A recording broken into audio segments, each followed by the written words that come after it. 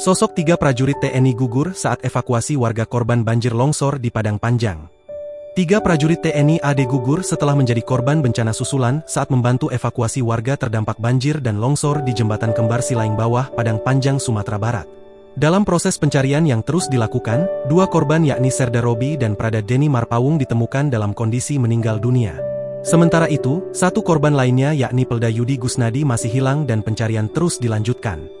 Diketahui, Pelda Yudi Gusnadi dan Prada Denny Marpawung merupakan 2 personel Subdenpom 25 Padang Panjang. Sedangkan Serda Robi merupakan Babinsa Koramil 10 Koto Kodim 0307 Tanah Datar. Kodam 20 Tuanku Imam Bonjol menyampaikan bahwa tugas kemanusiaan merupakan kehormatan tertinggi bagi seorang prajurit. Secara prosedural, Kodam akan mengupayakan kenaikan pangkat bagi personel yang gugur dalam tugas.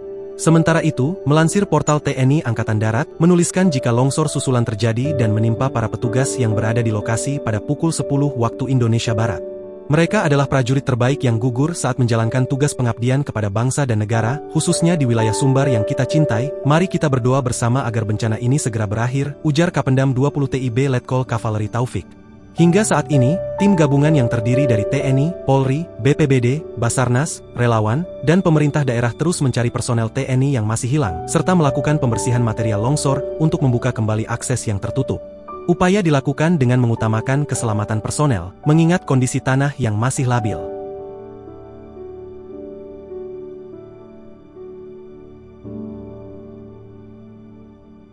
Download Tribun X sekarang, menghadirkan lokal menjadi Indonesia.